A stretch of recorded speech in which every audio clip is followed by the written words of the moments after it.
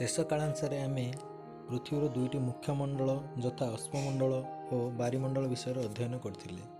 आज आमे पढ़िबा वायुमंडल और जैवमंडल। वायुमंडल पृथ्वीर चतुर्पार्श्व को वायुर एक स्तर ढांकी होई रही है। वायुमंडल कहुए। यह प्राय भूपृष्ठर 1600 किलोमीटर उच्चता पर्यंत विस्तृत। जीवजगत तथा प्राणी जगतर श्वासक्रिया तथा अन्यान्य कार्य पई एहार निहाती आवश्यकता रही। यह छड़ा यह सूर्यरश्मिर तीव्रतारू आमको रक्षा करिथाए। वायुमंडलर तापमात्रा चाप तथा घनत्व सबुठारे समान न थाए। एही वायुमंडलर विभिन्न स्तर रही यथा पृथ्वी पृष्ठ को लगी यथाक्रमे ट्रोपोस्फियर, स्ट्राटोस्फियर, मेसोस्फियर, थर्मोस्फियर और एक्सोस्फियर रही। पृथ्वी पृष्ठ को लगी रही पृष्ठटीर नाम हूँ ट्रोपोस्फियर एवं सबुठार उच्चरे थिबा स्तरटीर नाम एक्सोस्फियर बोली कहुए। आमर वायुमंडल हेउछि बाष्प तथा धूलिकणा आदि पदार्थर एक भौतिक मिश्रण। एथिरे जबक्षारजान, अम्लजान, अंगारकाम्ल, उद्जान इत्यादि वायु मिश्रण होई आमर वायुमंडलटी गठन करिसेंति। वायुमंडलर दुईटी मुख्य उपादान हेउछि जबक्षारजान और अम्लजान। वायुमंडल रे शतकड़ा 78 भाग जबक्षारजान तथा 21 भाग अम्लजान रही। यह व्यतीत अंगारकाम्ल, उद्जान, आर्गन, जेनन, नियन तथा जलीय बाष्प आदि मिसी मात्र 1 भाग रही। वायुमंडल रे अंगारकाम्ल बाष्पर परिमाण मात्र 0.03 भाग अटे। वायुमंडल रे थिबा जबक्षारजान जीवजगतर अभिवृद्धि रे सहाय्य करिथाए। ठीक सेहीपरि पृथ्वी पृष्ठ रे थिबा अंगारकाम्ल बाष्प पृथ्वीर उष्णता रक्षा करिबारे सहाय्य करिथाए एवं उद्भिद जगतर खाद्य प्रस्तुत रे मध्य अंगारकाम्लर भूमिका गुरुत्वपूर्ण अटे। ठीक सेहीपरि अम्लजान द्वारा जीवजगतर श्वासक्रिया संपादन हो पारथाए एवं यह दहन रे सहाय्य करथाए। वायुमंडलर विशेषत्व पृथ्वी पृष्ठ को लगी रही वायुमंडलर सांद्रता बा घनत्व पृथ्वी सबुठारे समान हुए।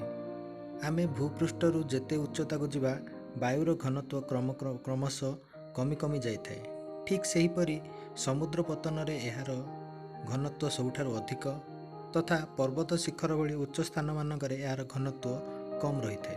आमे भूपृष्ठरू जेते उच्च को जीवा वायुर तापमात्रा तथा चाप मध्य क्रमशः कमी कमी जाए। जैवमंडल पृथ्वी रे थिबा मंडल गुड़िक मध्यरु यह होछि सबुठारु छोट मात्र एक गुरुत्वपूर्ण मंडल। अश्ममंडल, बारिमंडल तथा वायुमंडल मिलन स्थल रे जो संकीर्ण अंचल थाए और जोठारे प्राकृतिक उद्भिद तथा वन्यप्राणी बसवास करती ताहाकु जैवमंडल बोली कहुए। जैवमंडल अंतर्गत समस्त सजीव पदार्थ को दुई भाग विभक्त करा यथा प्राणी जगत और उद्भिद जगत। पृथ्वीर अश्ममंडल, बारिमंडल तथा वायुमंडल विभिन्न स्थान रे विभिन्न भाव में जैवमंडल द्वारा प्रभावित होता।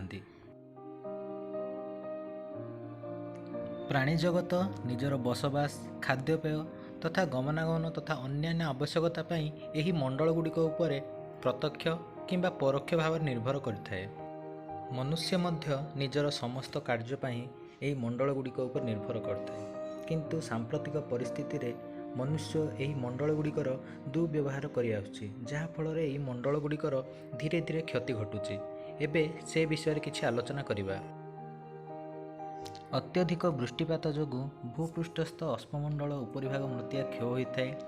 ठीक सेहीपरि बन्या, बात्या तथा विभिन्न प्राकृतिक दुर्विपाक जोगु अश्ममंडलर बहुत परिवर्तन घटिथाए। बन्या द्वारा नदीर गतिपथरे परिवर्तन होई नुआ नदी सृष्टि होइथाए।